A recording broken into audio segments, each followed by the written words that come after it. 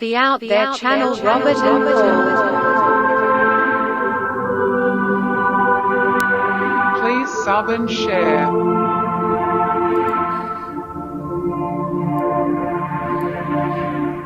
Searching for the truth. UFOs, aliens, greys and ufology. Real images, real stories, real videos, real cases, researched and investigated by professionals in the field and cutting-edge discoveries. Multiple witnesses, abduction accounts brought to you by Team The Out There channel.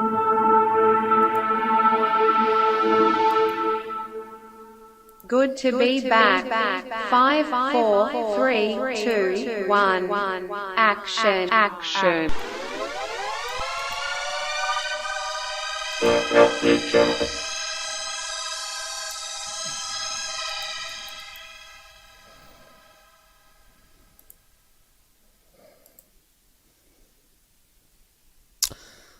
Yo, how is it? How is everybody? Just putting up some comments here. Side chat. From my display 1 to display 2. Okay, so I think everything's working. No echo.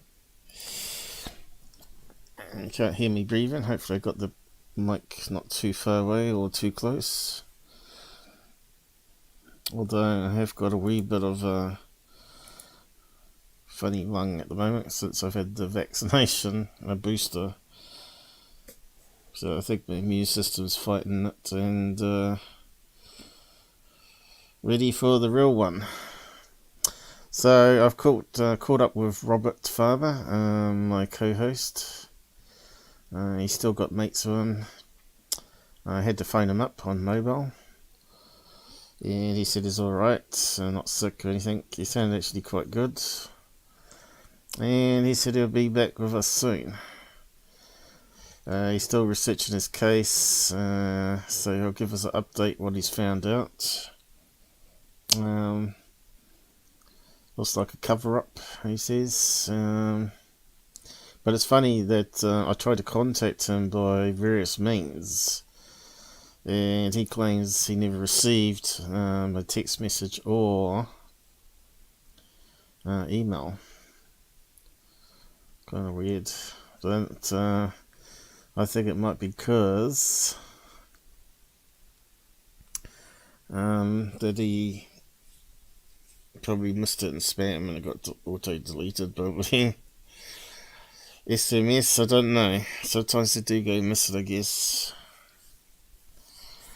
We still get charged for it, of course. We always get charged. So anyone out there waiting for Rob to come back, hopefully he won't be too far away. So yeah, I've got some interesting stuff to look at today. Not sure if I'll do any debunks today. We'll see. I suppose we can do a bit of everything, really, because it's chat with Paul, right? If you want to come on the side chat, let me know and I can arrange it. Perhaps you've seen what we're going to cover today, or seen UFOs like we're going to cover today. So yeah. What's the other updates? Oh yeah, my New Zealand Skywatch episode's still on hold, still waiting for parts. So if anything doesn't arrive at the door in the next couple of minutes to hours time, probably no parts today either, which is a shame. But I think it's pretty bad outside. The weather's changing now, we're heading more towards winter. And I can't really operate it in the rain because I've modified it so it's upside down, so it's for sky watching rather than downwards looking for criminals, prowlers. Looks like no one's going to join us. I got it early mornings because the vaccinations made me so fatigued that I couldn't stay up after midnight. Normally I can stay up to 4, but now I can stay up to midnight. I have to get to bed and then sleep, and then hopefully I'll get 2 hours awake time before I feel sleepy again. So we'll see how it goes. Hopefully it's wearing off.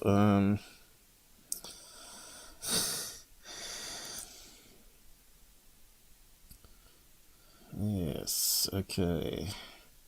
So I need to pick up some links on my Discord and start explaining things. This is the sort of stuff you want to hear on a UFO channel. Research and what's been found out. Not drama. Who's Lou? Bullshit. In fact, I've reached out to Lou a few times to come on even before all the drama, and he never replies to me, which is a bit of a shame because he's only now catching up to what I know with the interdimensions and multiverses. Maybe because he hasn't been abducted yet. He needs to be abducted. It needs a visitation at least. And somehow you pick up stuff in dreams. Well, I do. But I've always dreamed things anyway. Even when I was at school, when I was doing my artificial intelligence research, I was dreaming the code, the maths behind it and what I was going to do. Had to store information and retrieve it very quickly on slow computers. Yeah, it was fun. Fun old days. But then again, it was around about the time I had an out-of-body experience. And that sort of changed my life a bit after that point. Been interested in life down in New Zealand. Those strange things that happen. We know a lot more today because of the internet, but before then we were pretty much alone in our paranormal experiences. And it's funny how like attracts like though. So I used to be normally have intelligent people really hang around with me. I mean really intelligent, more intelligent than I was. And a lot of them didn't actually survive at university, bombed out. They might have been super clever like Mick West, but they couldn't handle university. It takes a certain type of person, I think, because in university they're not teachers anymore, they're tutors. They'll give you a guidance of where you should be heading and the books to go and grab in the library, and if the person logs it out before you, they only got so many copies.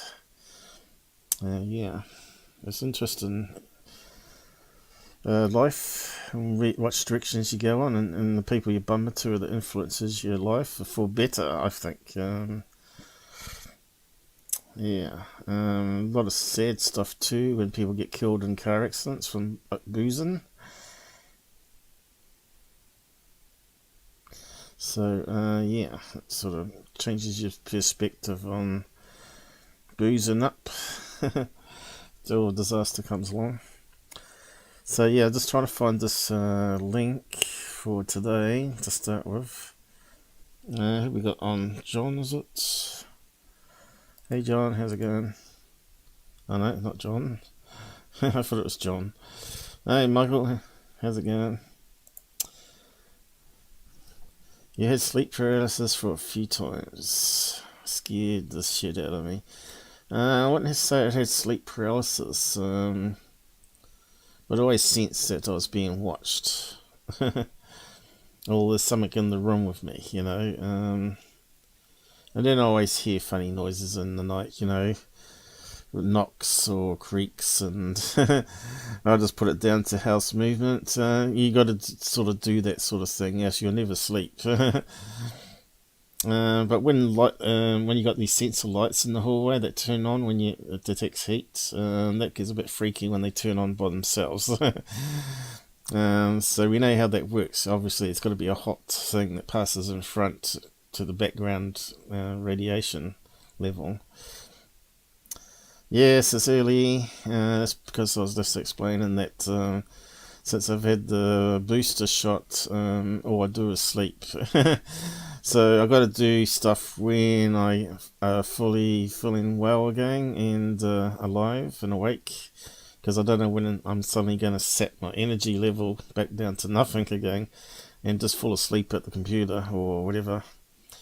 So yeah, I went to bed 8 hours ago, normal time for people. Normally I'd stay up to 4 a.m. doing stuff, but I find there's a calmness at night time where you can start to think. And of course, if you're up late, normally stuff doesn't sort of scare you. Like it does if you go to bed earlier, before the witching hour. Are we scared though? I'm supposed to be scared of the unknown. I'm not really scared anymore. The crazy stuff that sort of happened to me, I can handle it. I can beat them up. But yeah, I don't know, the strange lump in the back that keeps leaking. I don't know if that's, doctors say it's related to a skin gland. But it's funny, it's in the same spot that the aliens were mucking around with, so yeah, whatever. Whatever the doctor says, whatever the aliens are doing. Strange dream though, to have a dream there and then get a lump there and then see the tall whites. And that was even stranger than the greys, I tell you. So, yeah, I haven't seen anything odd lately, but like I said, I could have sworn there was something walking around the bedroom last night. Well, I had a good sleep. So, yeah. If you want to come on and talk about your own experiences, by all means do so. I'll set it up for you. Let me know, and I'll just pop it up in the corner with the alien greyers. Says we've got Zero watching, even though we've got Mike on the side. So I don't know if you've gone again. Maybe I'm talking to myself. I don't know. So let me just find this link for today's show. Because it's a quick setup. So I didn't get anything fully prepared.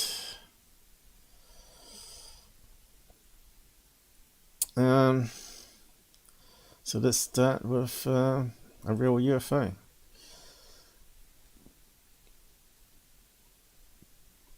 Or it would be seen as a real UFO if we weren't any wiser, right? And I'll just bring up, which one's a good one to start with first? Let's bring up the web page first. On it, a web article.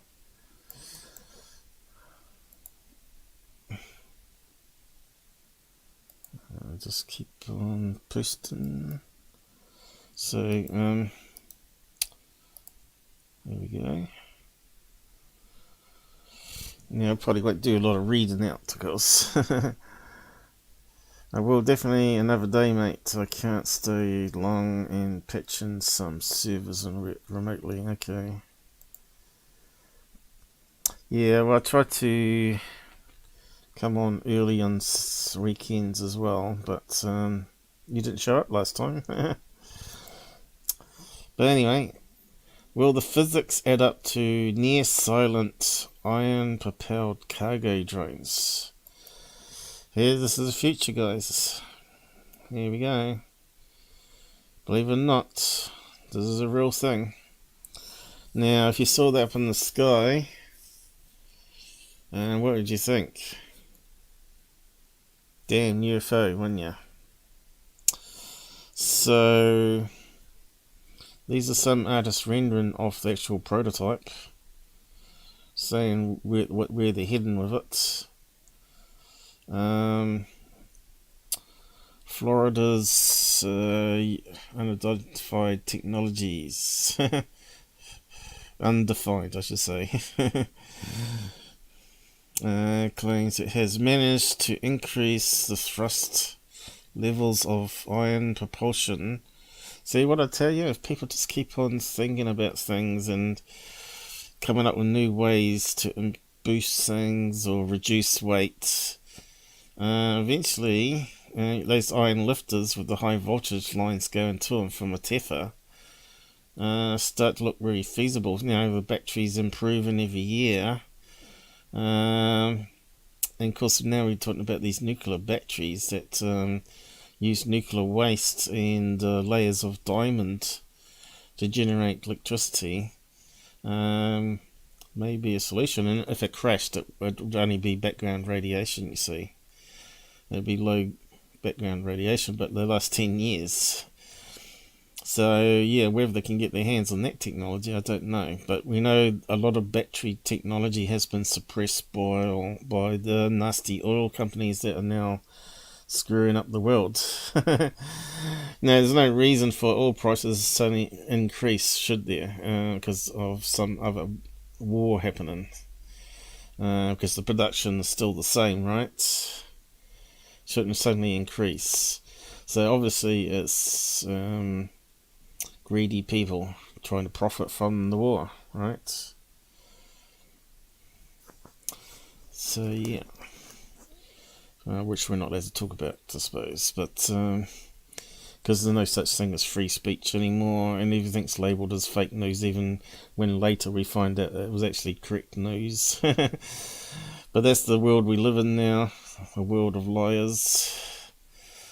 So yeah, they're talking about this here. I'm not sure if they're trying to get a contract with Google or Amazon of these silent drones that fly around above your house all night long, dropping off parcels. At least we might be able to get parcels sooner, but somehow I don't know how much weight they could lift.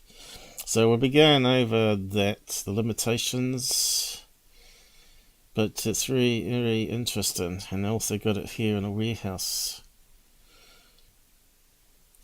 So it looks to me like it's aimed at maybe selling to retail rather than military. Normally military drives this kind of research, right? I've flown with a 2-year-old, so I know a little about air tantrums. So I'm not sure what all this garbage is because I haven't read it. Thirdly, we don't know how efficient these thrusters are compared to props. Well, we know props are really noisy. You can hear a drone, you know, above your house quite easily. You know, it sounds like a bunch of bees. But anyway, there's the web page on it. Not much. 2 years ago. So that was the idea, and that's where they're experimenting with this company, and it got to the next level. Yeah. I'm going to bring that up. That was funny, that was. Yep, no profit for that. Fat cats and cheap energy. Yep. It was disgusting. I just ordered a table from AliExpress, and already the postage has gone up another $20. And it already is in the hundreds. One item I'm getting costs $300, but the tax and the freight's $500. How ridiculous is that? That's a lot of money. Now, who's getting all that profit? Probably the oil companies, right? It's really sickening. Chinese should be doing something about that, though. So let's grab this next one. Next link. Next part to this. Now, I've covered this in the past, the early stages of it. I'm not sure what live stream it was now, But we'll just recap and show what they've progressed to since. It was Plex that sort of brought up this company again. It sort of jogged my memory, and I thought, oh yeah, right, I need to do an update on that. Looks like they've made an advance finally. And here's a video of it working, of the next prototype that finally gets rid of the props. They had one that had combination of props and iron thrusters. I suppose you could stick backup motors on there in case it gets in a strong wind. But yeah, it looks really interesting. I won't play it. I'll just play bits of it here because I'm not too sure. I'm not sure how safe it is, this interview. And I don't really like this host on here. Prebonic at. I'll just skim. Yeah, so is that one of the early? Oh no, this might be it. There are no propellers. What's happening here? That is correct. It's a new concept that we're developing at Underpun Technologies. It's an ion-propelled drone that energizes the air around the drone to generate propulsion downward. Now that kind of looks like it might be carbon fiber and wood there to keep it very light, right? But also give it strength. Looks to me like bulk of that will be the battery there. And what happens is it charges between these slats and creates a lift downwards. So they must have figured out a way to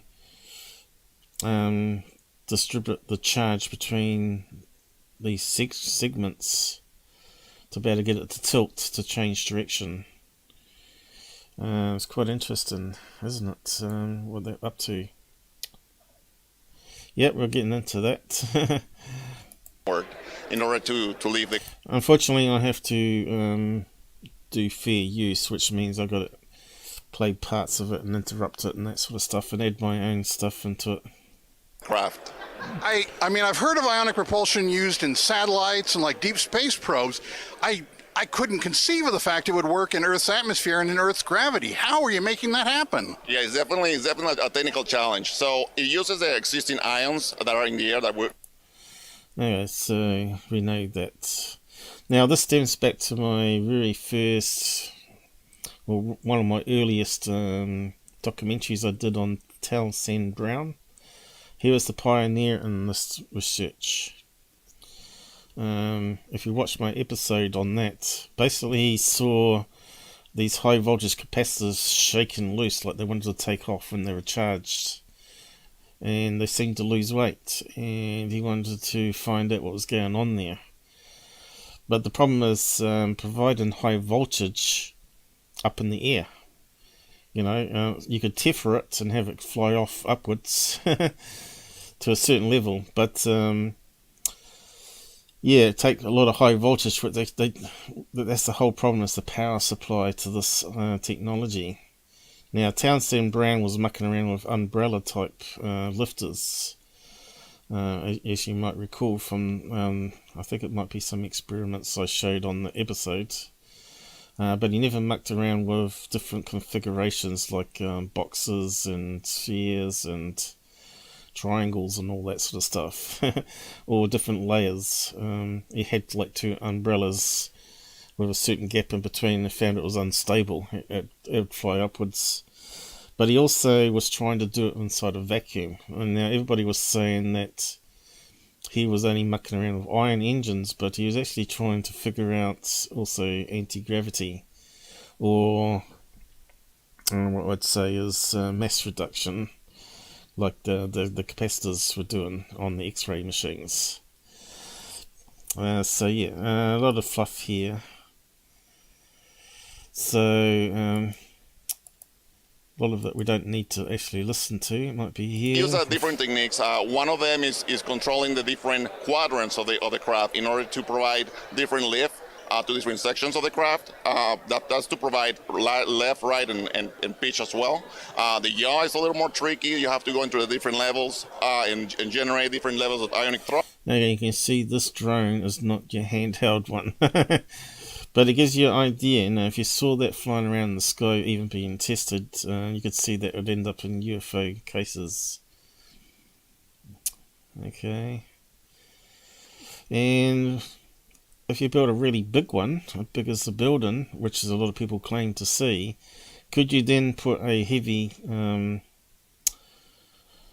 some sort of power system in that? You know, batteries, even lead ones, nuclear batteries. I reckon you could, couldn't you? If you scaled this up to the size of this building here, it should be able to have more area to create the ion lift and carry a heavier weight. I suppose this is what these guys have been experimenting with.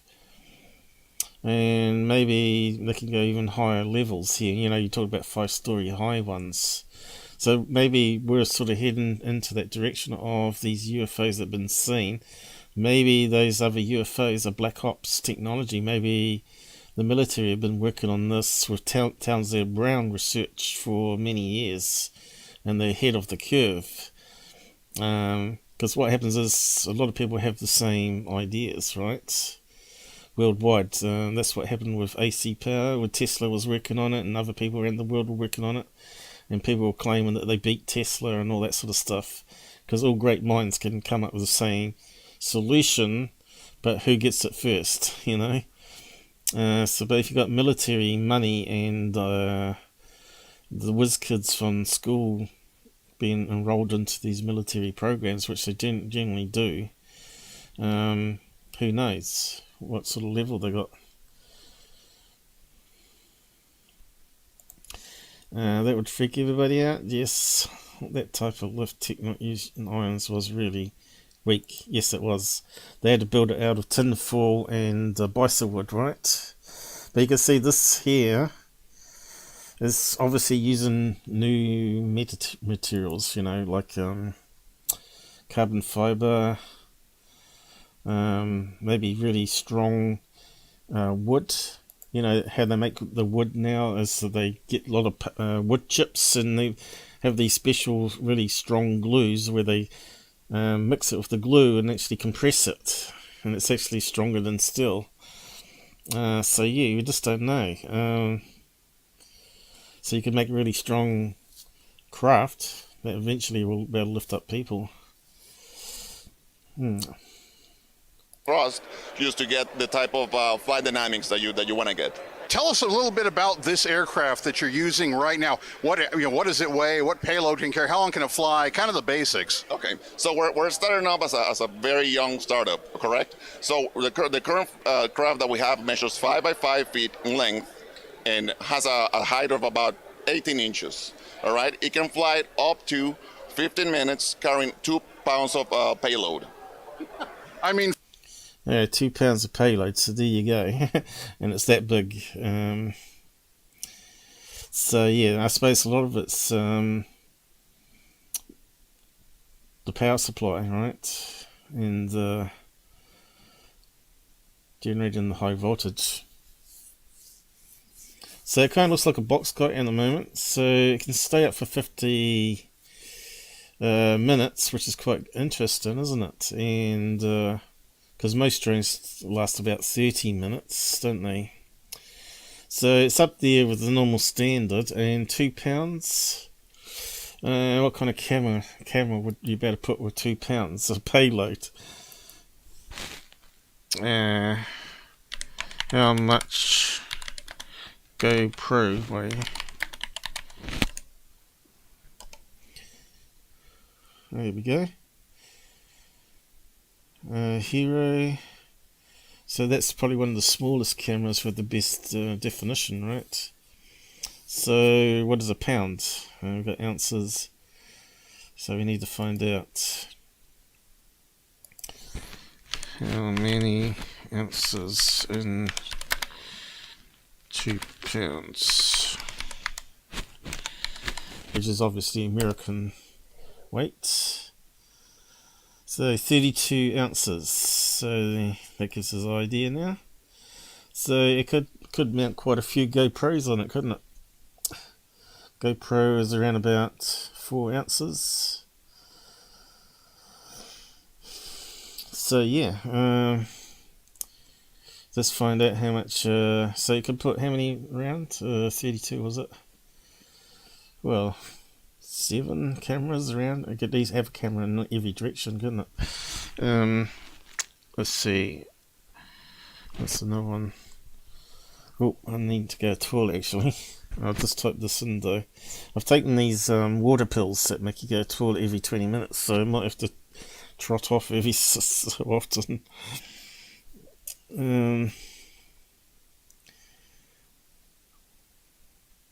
What's the other camera? P1000. I think that one weighs a couple of kilos, doesn't it? That's quite a heavy lens system on it. And does it tell us here ounces? See, there's the problem. 50 ounces, so it's not able to lift up a P1000. I'll just be back in a couple of minutes though. Hang on. Unless I'm going to pee.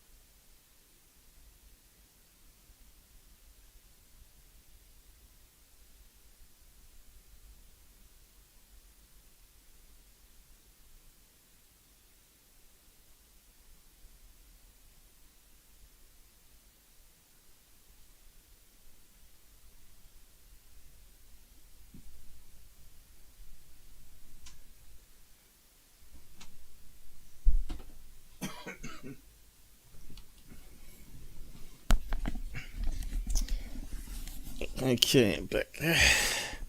That feels better.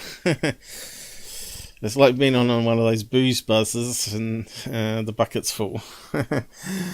It's almost as bad as Robert Farmer having to go every 20 minutes. So, so yeah, so it gives us an idea where they're at this stage, but can only get better, I think. Would the size really matter though? I suppose it's on the large size there for a home user, isn't it? Even, you know.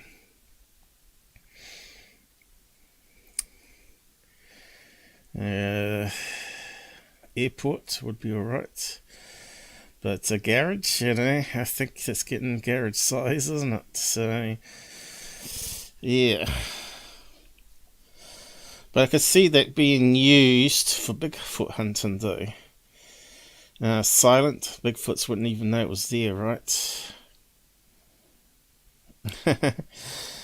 Yeah, not quite that disabled yet. I got swollen feet, so we're just trying these pills to see if I can reduce my ankles.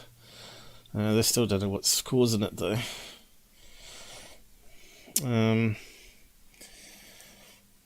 lot of strange illnesses going around since Corona, isn't it? And for a propeller-driven drone of that size, that's not great. But for something which, near as I can tell, is flying by magic, that's pretty incredible. Yes, I mean it's definitely a technical challenge. We are, like I said, we're just starting in the development of this journey. The feedback. Now that's been taking them years to get to that level. I tell you that now. So we'll see other pictures that's out there, which I've just covered. Silent next generation. Now, I was thinking, why don't they just combine some helium with it, you know?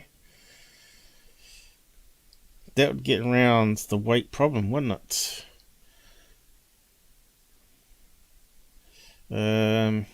If you could make the craft zero buoyancy with balloons on the outside, they need my mind on this project. They need someone like me that thinks outside the box.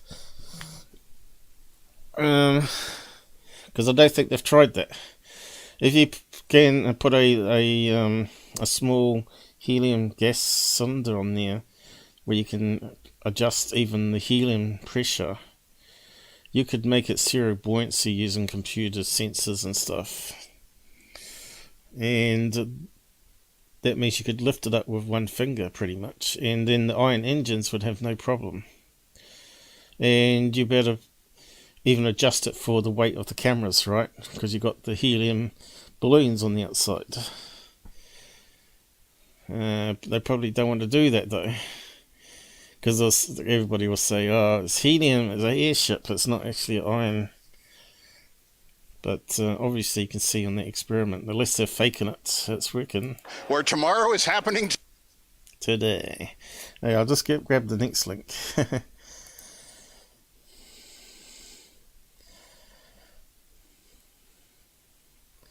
Now, this is the one that came out 4 years ago, was it? Let me just have a look. This is their very first prototype.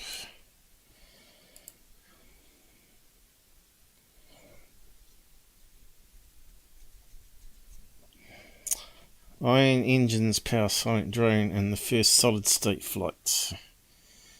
I think it's the same people, and you can see it looks very similar. It's got the similar skids underneath, but they've added some wings on it. Still looks like it's high. And if you saw that flying around while they're experimenting, especially in Florida, that would be on some UFO case sighting reports, wouldn't it? Ability to glide as well, it says there. But again, they're not using any helium to make it neutral buoyancy, which is what you want to get. Because you want to be able to bring it down too. So I suppose you'd have to let some helium out, right? But it wouldn't matter if you got a little gas cylinder, you know, about as big as your hand on the side that can re-inflate it so many times.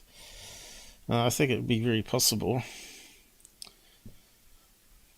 In fact, there's no reason why if you got lots of electricity, you can even make hydrogen, a hydrogen buoyancy bag, which is a bit risky because they can blow up, right? But that means you could always top it up yourself, as long as you got power, because you can split hydrogen from the air, right? And water, of course, or hydrogen fuel cell. Let me just minimize that again.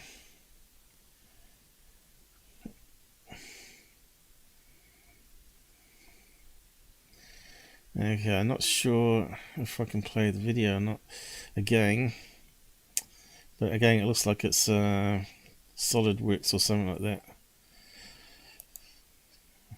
The future of I'll just skim through it. Shouldn't be things with propellers and turbines and... Okay, is that a real plane or is that a simulation? Okay, let's have a look. Started looking for physics that enable that to happen. This sort of it's very, very quiet, isn't it? It's on YouTube. Let's just open it up separately. So what's the channel here? Nature video. Got a few subs. So they might not like us playing it. Really bad volume on it though. Ionizing air.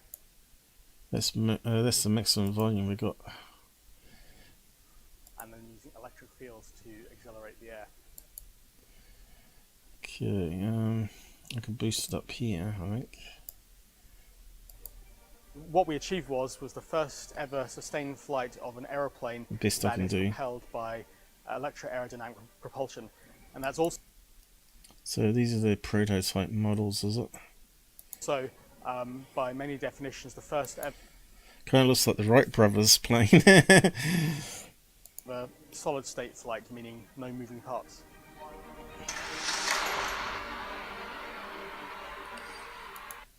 Okay, so did they launch it with a rocket catapult? So I wonder if the military fund these guys. Consist of an array of very thin wires at the front and then an array of aerofoils at the back. Now those thin wires at the front are set at a very high voltage, plus 20,000 volts, and that constitutes the source of ions. This is ionized nitrogen from... Wasn't that starting to do with quasi-crystals also charging the wings so it moves through the air without sonic booms and all that? the atmosphere. Now the aerofoils at the back, they're set at minus 20,000 volts, and so that creates an electric field, so the ions go from the positive to the negative, colliding all the way with neutral air molecules and creating this wind that goes behind the plane, and that's essentially how it flies. The flight was about 60 meters long, something like 10 seconds, so quite short. It was constrained by the size of the gym that we found to fly it in, lacking infinite money and time and just wanting to do things as quickly as possible. So what year was that? I think it was 2018, was it?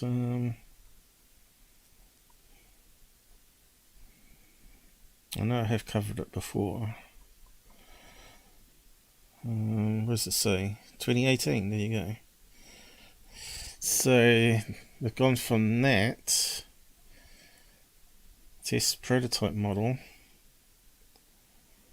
to the next level, which I'll show you next. Is there any more that you can play on this? I'm not sure. But definitely they're looking at the drone side of things rather than transport, right? So they're looking at ion engine, jet engines like that, but that would have to be plasma. Aircraft carrying people anytime soon, but obviously I'd be very excited if that was. Yeah, I think they could do it with people because they're sort of experimenting that now with flying cars, right? But that's using the old propellers still. But I think it's just a matter of enough people thinking on it all the time that eventually will come up with a solution. So the next thing, highly explosive hydrogen. Yeah, but I'm pretty sure they could make a bag that doesn't get punctured easy or catch fire, you know, make it anti-fire, because they've got plastic bags you can throw lithium-ion batteries in when they're on fire, right? And that doesn't burn the package. And you can wrap it up and it suffocates it. So, because apparently you're not meant to put them in water, or although they say put it in water to cool it down, if it's the heat that's ignited it. But if you put it in any water, this makes it, fuels it even worse. And you can't use various extinguishers on lithium-ion battery fire. So yeah, I think there's a special powder that you have to get. But yeah, basically they have these plastic bags now. They ship stuff in. You can get big ones for home where you can just hold it open and throw whatever's on fire in there if you're brave enough. I suppose there might even be stuff that you can pick it up with tongs, special tongs, if it does catch fire. But there's no way to put it out. You have to call the fire department, of course, and they make sure it's out. But I had a UPS in the bedroom, you know, one of those that uses gel batteries, and that went wrong. It started overballing the gel batteries, and it was giving off this toxic sulfur smell. I don't know what it was, but it was very corrosive, and I was trying to hold my breath, unplug it all, and run outside with it because it was going to fill up the house with this toxic smoke. And I managed to do it, but I'm not sure now if I've got some sort of lung damage because I've been having this niggle in the lungs for a long time now. So yeah, gel batteries shouldn't sort of start leaking gas like that. But obviously, yeah, I'm a wee bit scared now. I've got UPSs in quite a few rooms in the house because you need it out here because you get these random power cuts being in the countryside.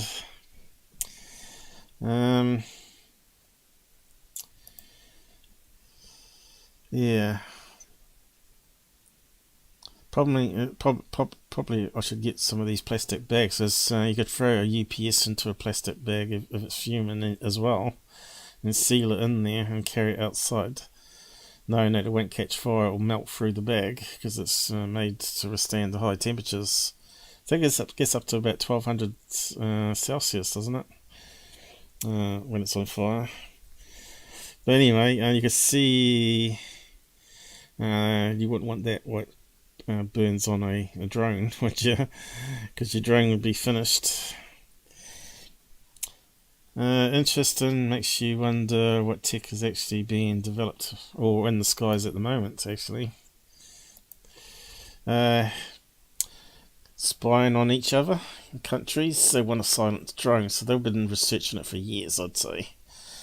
And these guys are just catching up. And they'd be really angry because military are probably laughing there, saying, "Oh, we've already got it patent on all that."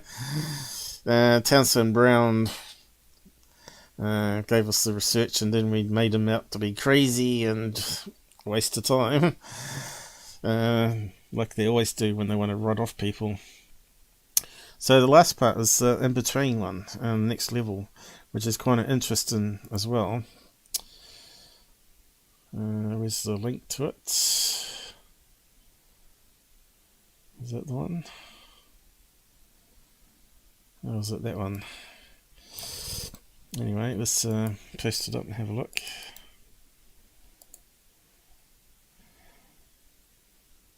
The plane with no moving parts. Yeah, it looks like the first one we saw, but even bigger. So let's play it. This episode of Real Engineering is brought. So another one, 2018, back when the other one was done. Is this one? It's actually got the in-between one. I don't think so. Let me just have a look. So that's the first one again, but we might have a quick look over that video. Let's see what this one is. Next generation. So we want to see all the generations, how they've sort of progressed. It makes it really interesting. US Weekly. There we go. This is the in-between one. Looks like it's even bigger. Car size. What year? So, yeah, it's not too far away. That was at the beginning of this year. And this latest one without what this one has. There's another 6 months on, I guess.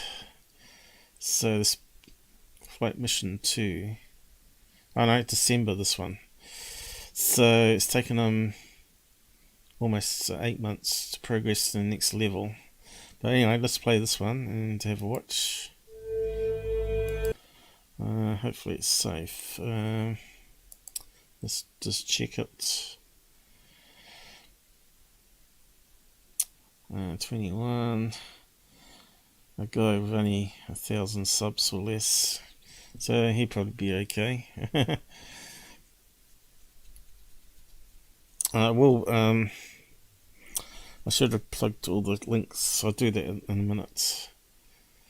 For all the video links we've just played, so everybody can have a re-look in detail, of course. So let's have a quick look at this one. Looks like it might have some music, which we don't want to play. So what do you notice? Straight away they've got props mixed in with it. Why? I don't know. But obviously it's not silent anymore. So that's they've gone from a silent one to one that's able to lift up heavier payloads, but it's not silent. And now they've gone back to a silent one again, which can lift up a few heroes cameras, and that's about it, you know.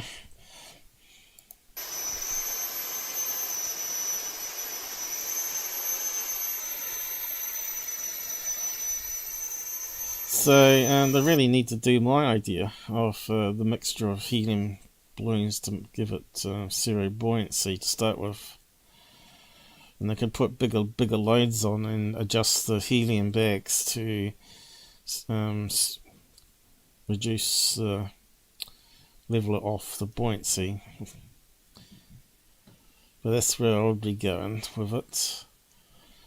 But you can see it looks almost like the final one. It's got the same sort of height, but they've only got 2 layers rather than 3.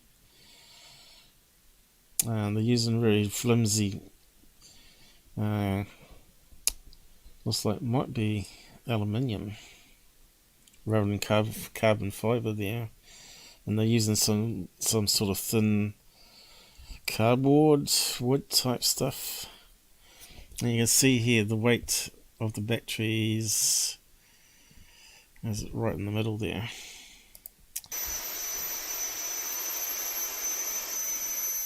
Obviously got cameras on it as well, I'd say. No, I'm pretty sure we're seeing something like this on some UFO cases. Eh? Looks like a 2-story thing with the windows. Well, that looks like it's got a row of windows, doesn't it? Yeah.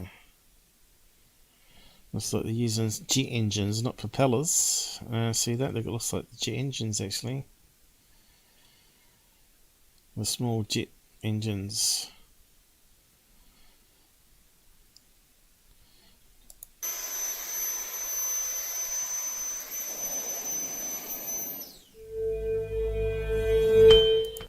Okay, so that's what we got on that one. I'll post a link to that one.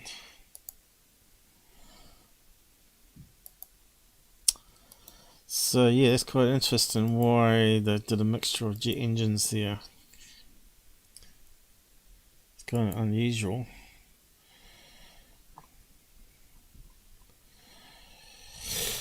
But yeah, like I said, they need to think about helium balloons, which are safe and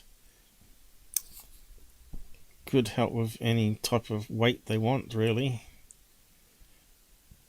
And the ions would be able to thrust it along, a bit like a flying platform, right? Just like a triangle is said to be. It's got iron engines in the corner, and the body's meant to be like a zero mass with a spinning field of some sort to that alters the substance of atoms itself, where it becomes gravity blocking, as they call it, gravity block. So you're not actually creating anti-gravity, you're just blocking normal gravity, so the thing becomes lighter, which makes more sense to me than gravity waves and all that sort of nonsense. Einstein's way of thinking. Yeah, so that's that one. I'll just post that weekly one there, which is the same as the top link we just posted. So this is the middle development. Oh.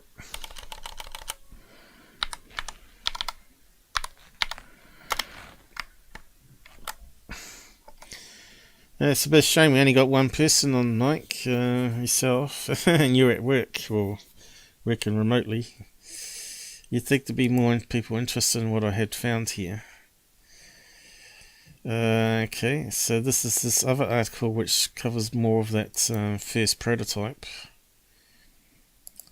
So that's the first one. I'd like to see one with helium though. Hopefully they come across my episode here and listen in.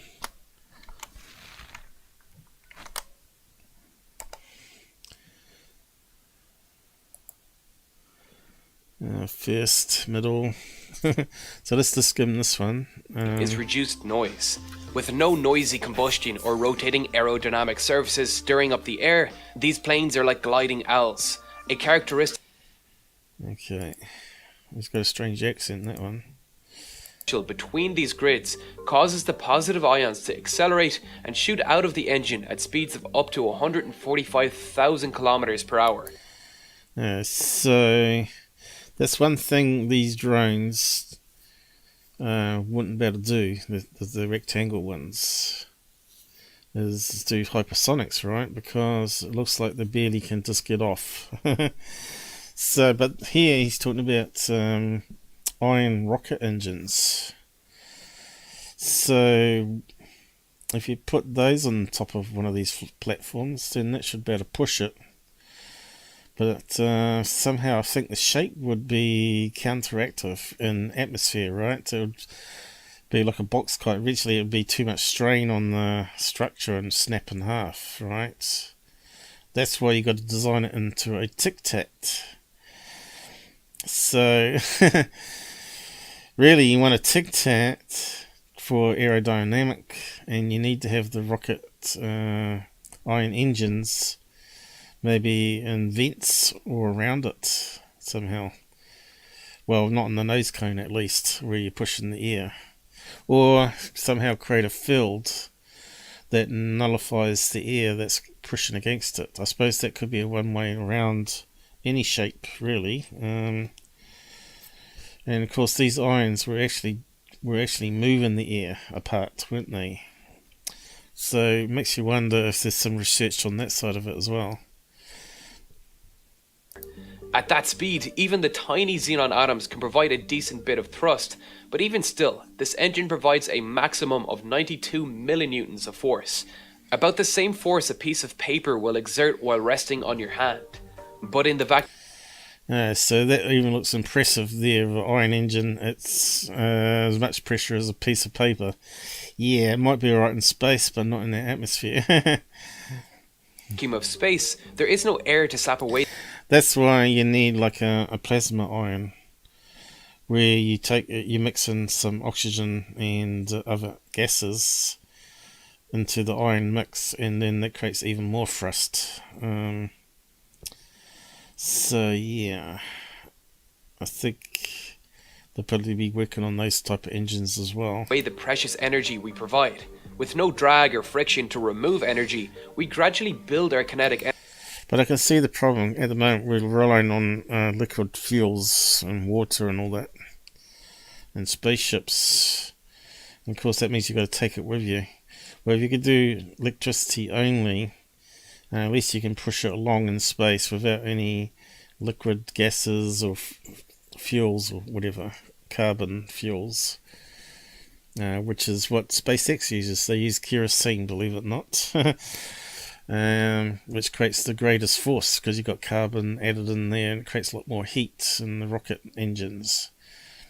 And that's why he's made a comment that the oil prices is killing, because it's going to kill him as well, kill his space operation, because it needs kerosene, which is not very good for climate change. But yeah, how many rocket launches would you need to really impact the world atmosphere? You know, there's always the debate, right? So how much does man influence, you know, with planes and cars? Cars probably do more damage, probably. Energy and gain speed. The Dawn spacecraft weighed about 1,220 kilograms at launch, with a dry mass of 750 kilograms after the propellant had... Okay, so this is all using kerosene here. Well, space shuttle missions, they all used a combination of hydrogen and oxygen, and they used to create rain clouds. After they launched, they formed these clouds above the launch pad, and it would always start raining. So that's the byproduct from heat, forms water from the two gases mixing, I mean. Had been expended. So let's say it has an average weight between the two of... But you can see here, because they're using kerosene, the size of the ship can be smaller for the tanks. and also enough energy to land the pods back down. You can only get that with carbon added in, carbon fuels. 1,000 kilograms. Rearranging the force equals mass by acceleration. Yeah, so this scheme here, you can see this is the first one again. Managed it is mind-blowing. Let's see how they did it. They first need... Okay, so he goes into more detail of it. 5 meters. Overall it's almost 3 kgs, is it? Oh no, 2.5 kgs. 6 kilograms. It would require a flight speed of 4.8 meters per second with a thrust of 3.2 newtons. 3.2 newtons is vastly more than anything achieved by the N-Star or Next engines, but they don't work in entirely the same way. Ion drives for space need to carry atoms to be bombarded.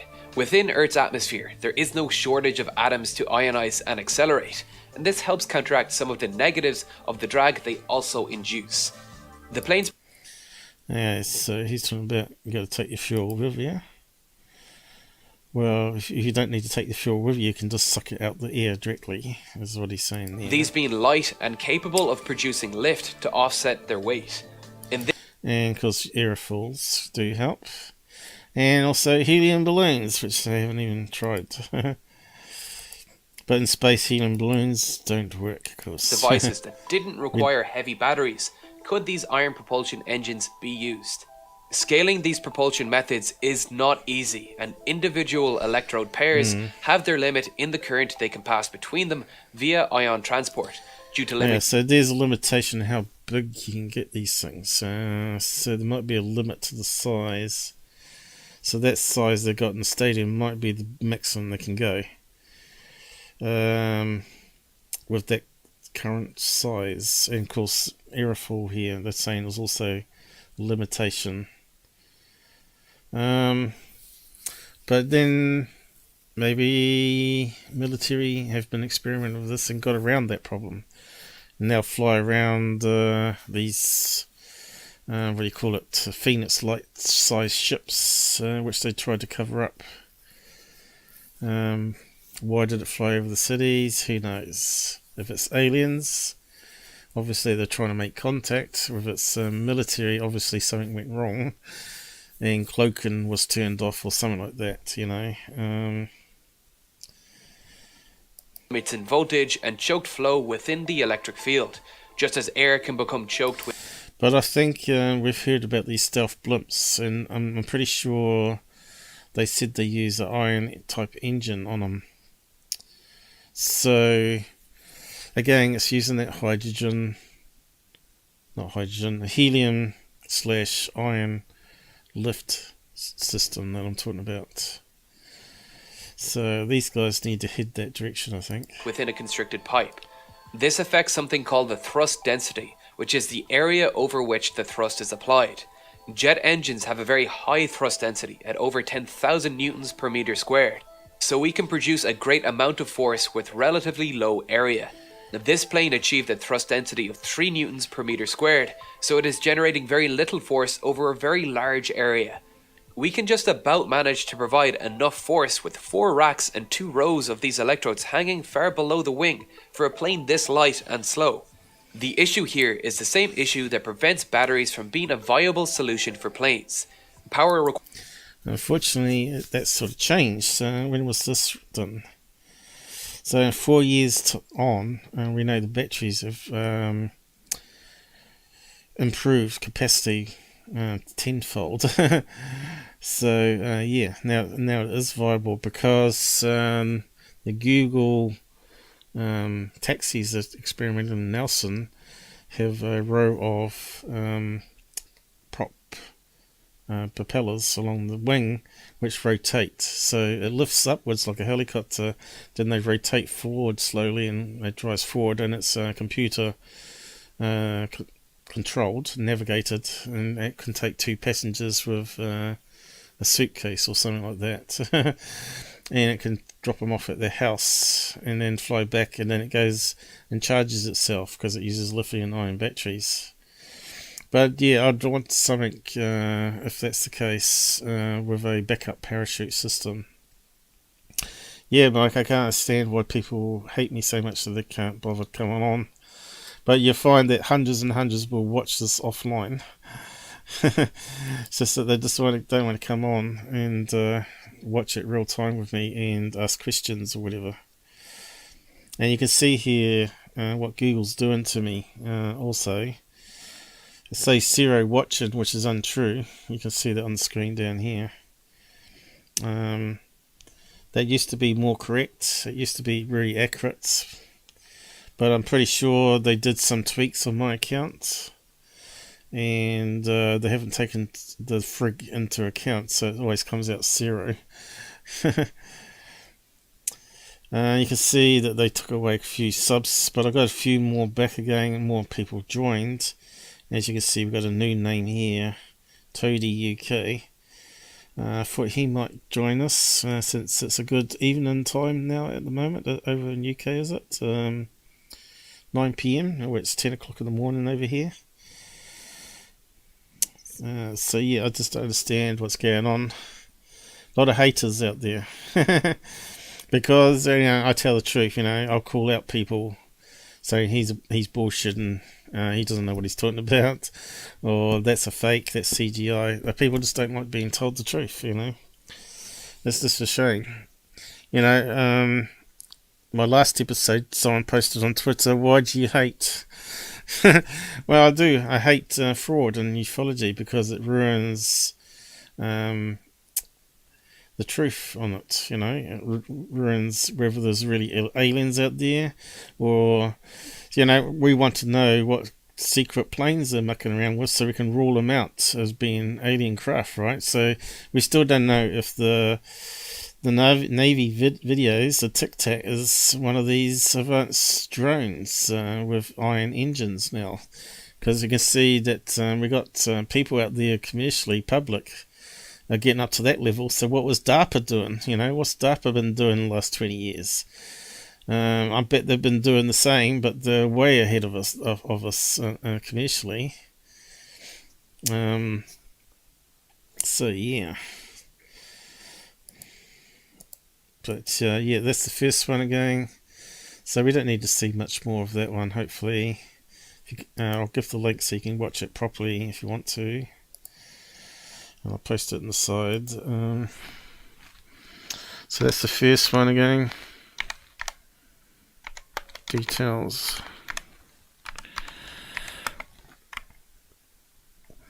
So it just shows, once you've got a concept and you keep experimenting with things like Tesla was doing with his stuff, eventually you get something that's really usable. And I could see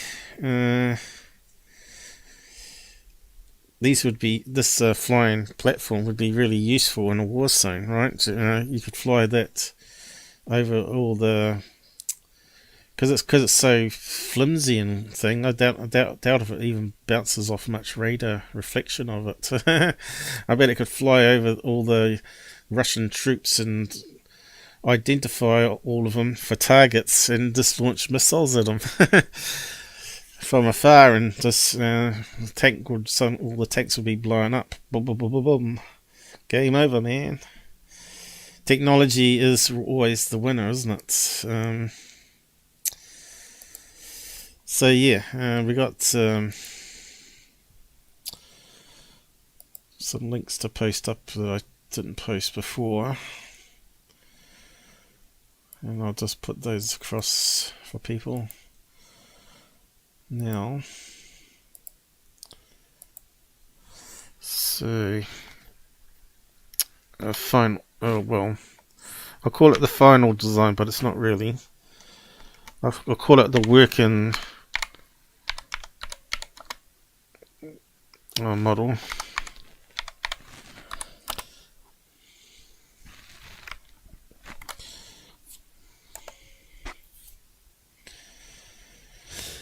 And we got the video for that one. Unfortunately, I could only find one source that went to the convention, was it? Where they're showing it off for the first time. There's only one review of it. And the vid.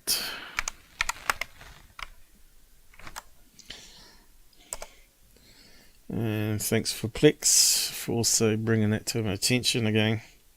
So I thought we'd do something really positive on that today, rather than start off with debunks. And that took an hour to cover that, an hour 10 minutes. So that's not too bad. But you know, if we type in some stuff here, do some quick research. So you got cube UFOs, right? Let's have a look at. We'll look at what they're doing now, and let's look at some of any of the cases that we're seeing.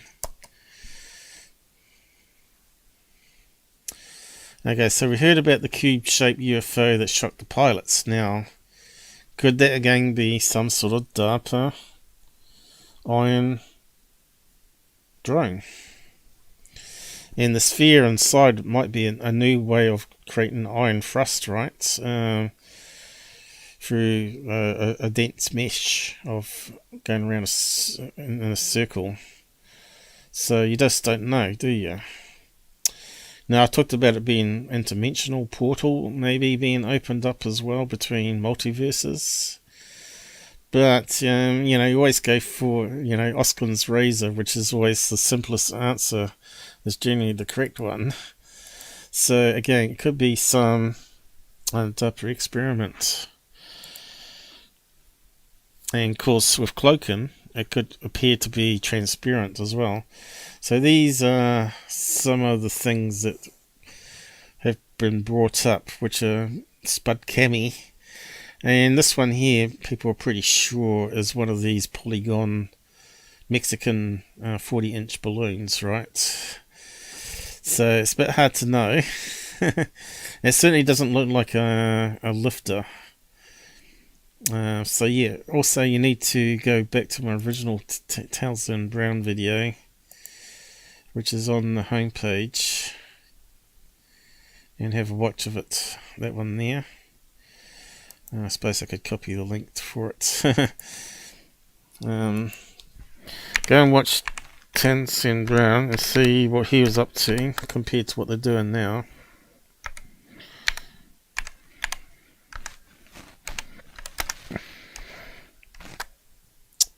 Why is it not working? There we go. Now, his daughter actually posted a comment which I think Google deleted. And I don't know why. It was a nice comment. She says finally she found someone that actually explained it properly, what her father was doing, without insulting him. Something like that. And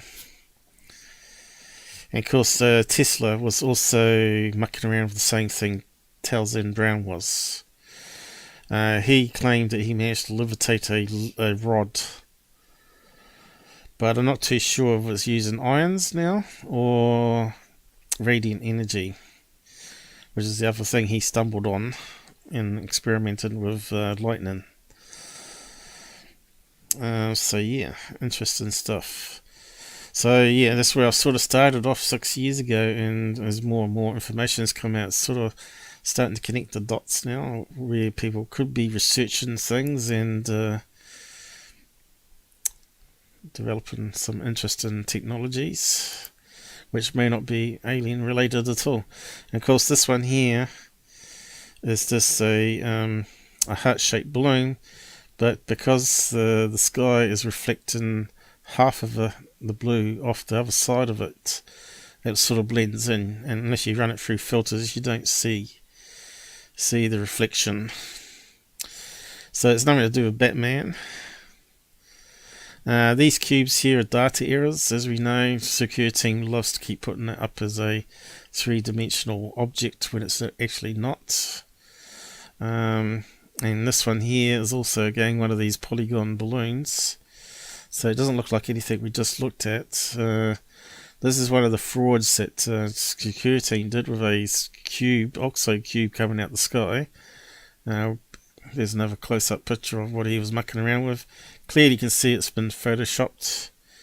If you were mucking around, you can see he's tried to blur the edges around. to blend it in with the sky like it's coming out of fog. Looks very amateurish to me. But apparently it got him where he is today, that one. That's the one that got into the UK rags and got him lots of subs, and people just sucked it up in the UK. And then eventually got into USA, and then MUFON come on board and said that the quality of the craft is greater than the background pixels. It's obviously a Photoshop. And of course, Tyler's the only one that ever got the footage. Highly suspect there, right? And then he tried to bring on this woman claiming she was the witness to it. Sounded very much like his wife. And people still follow him. You idiots. Okay, so here's again missing data being transmitted back to Earth. Sends it in blocks. Not too sure how they do the Soho one, whether it's a array of CCDs. You know, they might have not one chip but multiple chips, like 4x4. That could explain why one is missing. And it has to retransmit it again, or maybe it's lost completely. If you get a burst of noise and you can't recreate the data through error correction, then it's lost forever, right? But what they can do is they can extrapolate the data from the other sensors that are going at the same time, because they've not just got two cameras, they've got multiple cameras looking at it. So they fill in the hole later, probably, and then they say, oh, they're covering up, they're airbrushing it. No, it doesn't quite work that way, guys. Why would they have a live feed of the sun with UFOs in it? They would just simply erase them out. But they don't. They leave all the errors in. You know, all the hair that gets in the way. They've got a hair that floats around in the sensor. And they've also got radiation bursts, which is what Tyler seemed to suggest last time was a cigar UFO. So yeah, do the research to get educated. Get rid of. Here's the cube one again. Absolute nonsense by security. And that was the reason I got into ufology.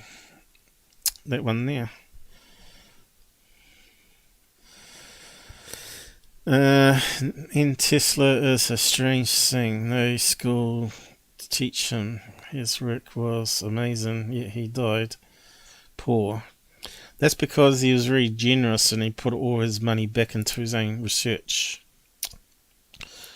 He was actually, if he kept all his money, he'd be wealthy, rich, right? Never looked into MUFON as it's dodgy. As you found out, they certainly are making it hard to look at cases. And I don't know if they fixed it up, but I was told they fixed it up. And there you go, it's not fixed up still. I think it's only fixed up for the people that can log into a user account and pay monthly subs. If you don't pay your monthly subs, you don't get to see the pictures now. So it means I can't use it to every so often do a MUFON case catch-up to see what's being posted lately, until they free that up again. So it's not fixed by any means, and there'll be people complaining all the time. So this is where the images should be, and there's access denied, you see. To me, that's dodgy. Dodgy as hell.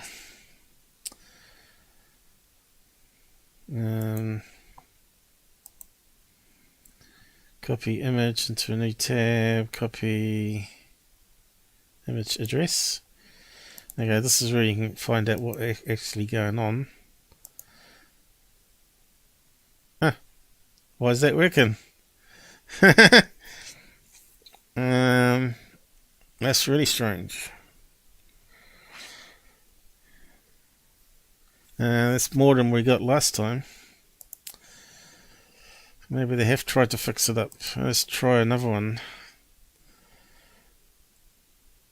Although I'll probably get sidetracked to what my thinking was, what I was heading down.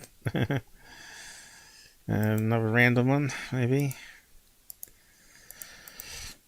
Normally if it doesn't come out, it gives you the error message that way. Oh, that's the wrong one. So they're not showing up here for some reason. And I'm not too sure if it's security or some add-on in that case. But let's have a look.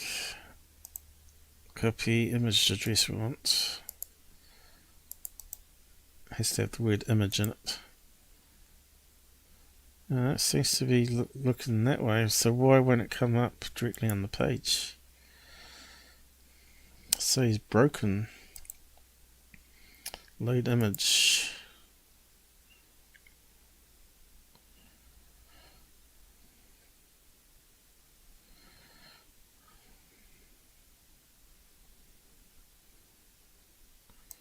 It's really strange. See if it comes up for you on your browser. It might be some sort of plugin problem now. So it might be multiple errors, but it used to work fine, didn't it?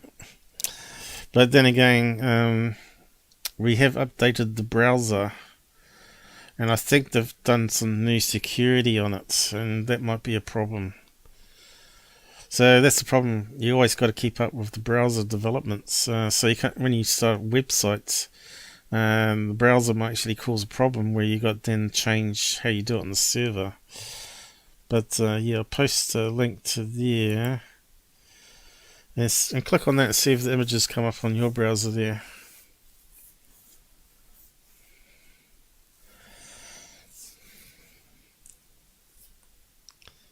Are they coming up for you?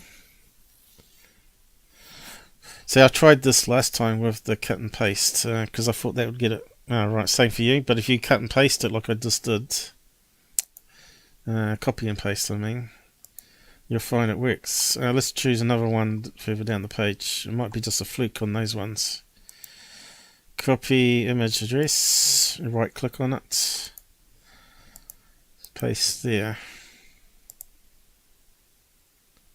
No, that one seems to be coming down too. So this is what I want to do sometime, is catch up some of these ones to see what people are saying and what they're looking at here. It kind of looks like a parachute there and a parachute there, doesn't it? That's a pyrotechnic guy, isn't it? Skydivers.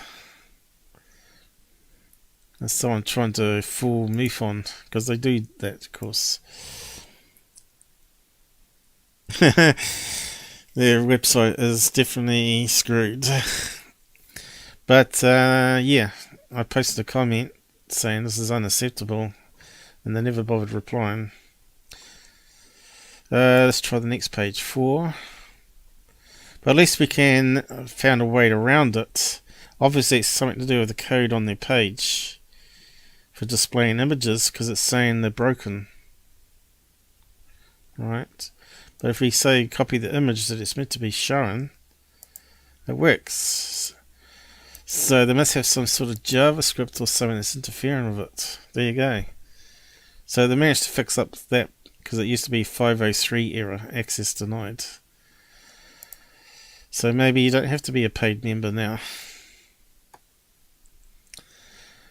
I might have to get back onto T-Bay on this one and say, well, do your images load on that page? Also, if you click on here, it should also load here.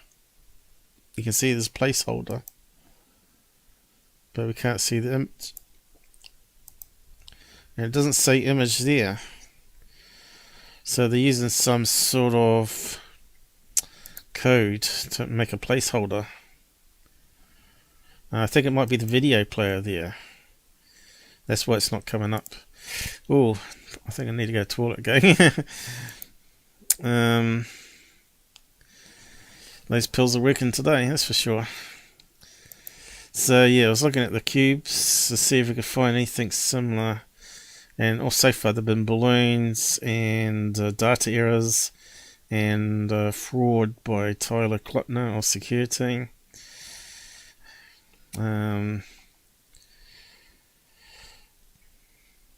Looks like a solar tube balloon. I don't know. Or it could be a banner plane far away. Most of them turn out to be banner planes, of course. So if we put in, there's more of the Texas Cube from Secure Team again. What a fraud. And he got away with it. Made lots of money off that one. He made, I think he got something like 5 million views. That's equivalent to $10,000, I think, for that video, and it's a fake. 10,000 US, so that's not bad going.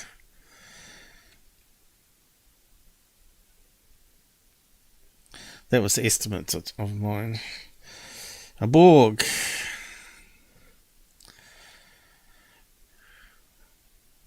And another hoax there. CGI. So there's not much for cube UFOs, is there? People keep saying they see them. Here's one that's sort of got a dark, squarish cloud. Whether it's been photoshopped, I don't know. Whether it's a building in the background. Bigger than these ones here in the front. Covered by fog cloud, don't know. Or it could be a series of lights around a building and it's making a shadow on the cloud, don't know. What have we got here? It's like an overexposed Mylar balloon. It sort of looks cube-like, which you can get cube and Mylar balloons. They're not all round. They're not all funny shapes. They can also be squares.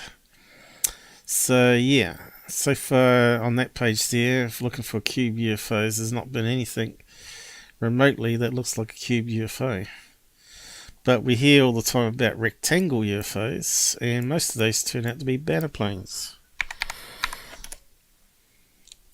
Rectangle UFOs. And here's some images. Someone reckons they saw that. And that's the sort of thing that kind of looks like it could be one of those iron lifters, right? But this one's got lights on each end, maybe to stop things crashing into it. And then you got the triangles, again with the 3 iron engines in the corner. Now if you get enough thrust out of these iron engines, you wouldn't even need to have zero mass on the triangle, would you? You simply do a vertical lift off and just hover. And if it had like helium inside of it, as I keep saying, helium, where you could use it for equaling out the weight buoyancy to a certain level, obviously based on volume of the size of this object, obviously. You wouldn't even need anything exotic, you know, just iron engines and helium. So yeah, why does everybody think it has to be anti-gravity? When you think about it though, buoyancy is anti-gravity. It's stronger than gravity, so it can actually go against it, right? So it's anti-gravity. So buoyancy is actually what UFOs use, right? Buoyancy neutralization. If you have anti-gravity tech, shape would not matter. That's right. But squares, that sort of makes sense, you know, because as you saw, it had to be a sort of like a grid thing for the ions to go downwards. Triangles make sense with the engines in the corner. And also aerodynamic, of course, where you can go in any direction, and it's aerodynamic just by the points on each end. And of course, often we see the points as rounded, which is aerodynamic, not super sharp points. But maybe super sharp points do work better. Who knows? And we got this one here. Again, it looks like it's lights on top of a building that's forming a square on the cloud cover. See that? You can see it here. Alright, that's how a lot of people do these fakes, of course. Natural lights. Okay, these ones look like banner planes. And it's being towed that way. And that one looks like a banner plane. You can see some writing in the corner. In the middle, I mean. And some sort of graphic in the corner. I guess it's here somewhere. Probably a few pixels down that way. Here's another one. That's a banner plane, obviously. Another plane passing it. Another banner plane. A few pixels again. I'm pretty sure this is what a lot of people see in the sky. They don't realise the banner plane's trying to advertise to them. Not aliens. That one, not sure.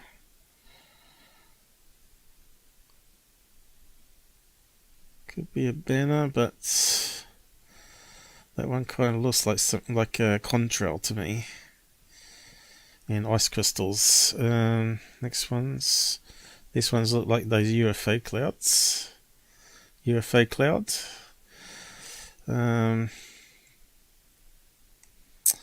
Long exposure of some lights. Not the best picture there. Again, there's light play on clouds, which Tyler likes to use. Is that the Trent one?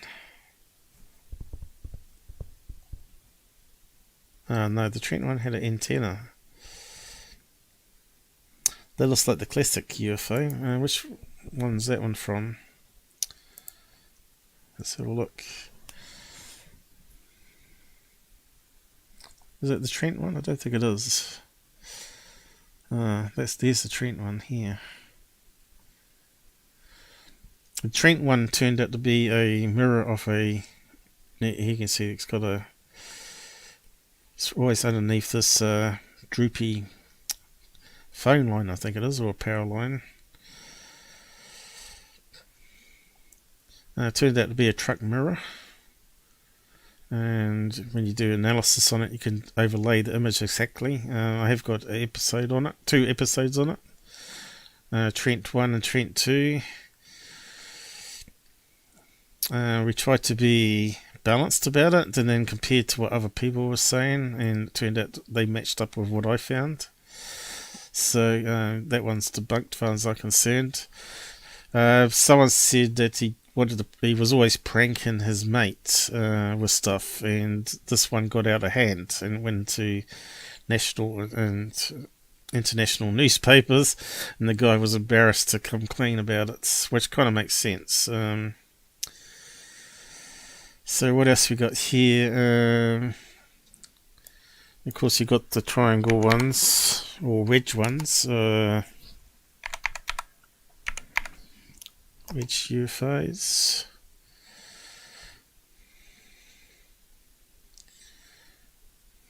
And again, it's coming up with these various design changes in the triangle shape.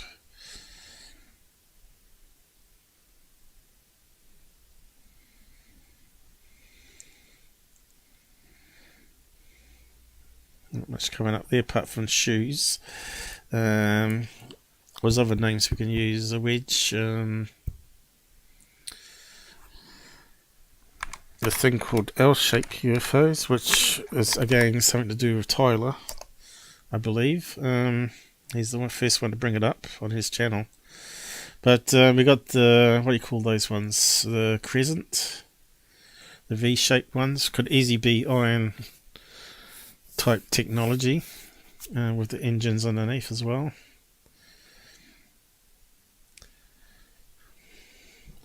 Timestamp. Can I post a link? Let's see what this is. Okay, I'll come back to that in a minute. I need to go to the toilet. Damn those pills.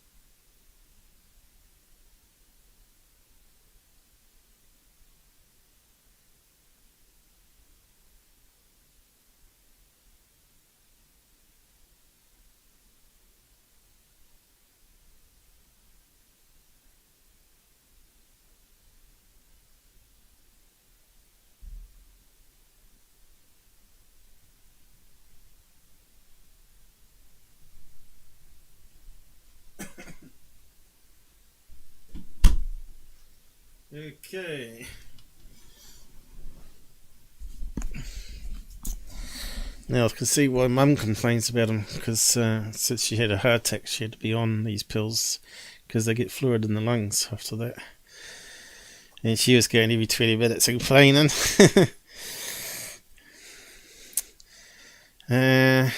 Okay, so let's have a look at your thing. Oh, we'll get it off the main screen here. Still says you're not logged on. I've got extra like, so someone's popped on, popped along. What's more interesting than looking at this stuff? I don't know. What's on at night time in UK? It's Coronation Street, is it? Is that way more interesting? EastEnders, where they're shouting at each other. In unrealistic stories and scripts of people committing crime against their neighbours. Can I post a link here? Yeah, looks like you can, because you're a moderator. Copy link address.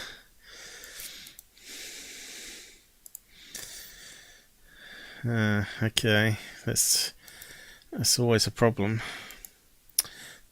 Google Keats. I suppose I have to sign in.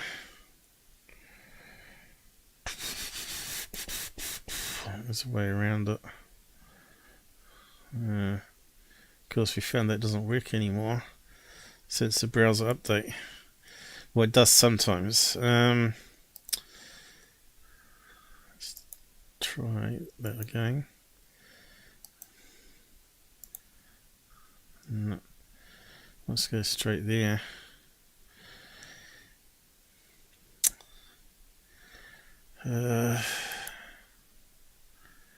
Is it going to work? Is it going to work? No. See, I don't know what's happened there. That's why I don't like updating browsers, but I had to because some things weren't working anymore. And I don't know what the emails and passwords I used. I normally use my global auto form here. How can I get around that one? I should post it. Alright, paste and maybe then edit. There we go, that'll get around it. I was using the wrong one. Puts the word studio in front, which is kind of stupid. I cut and paste it as you post it, but Google modifies it. So what you see here is what you post, but if you right click on it, it changes it and there's studio in front.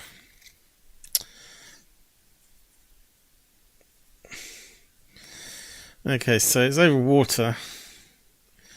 So anything over water straight away could be Coast Guard, illumination flares, that sort of thing. Drug runners, you know, they light it up. So the boats chasing them follow the lights like a cookie crumb.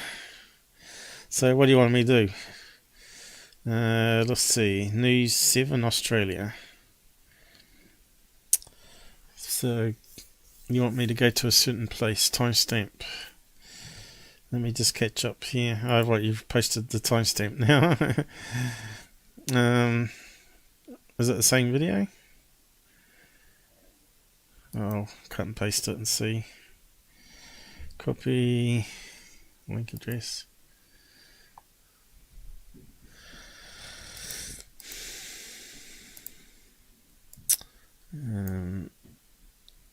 Is it the same video?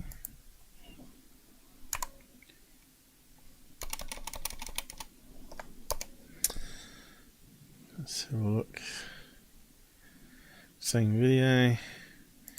And it should be where you said to look. No, it didn't. It didn't keep the time. So you want to go to 11,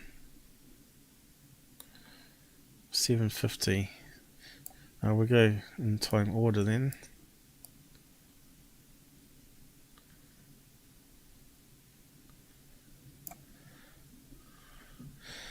So that one there, Mick West has already extremely well debunked that one.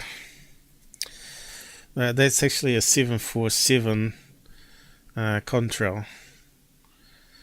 What this stupid military didn't think about is looking on the long range radar. They said it didn't show up on the radar on their plane, but this is actually like 100 kilometers away, and it makes this large contrail, right?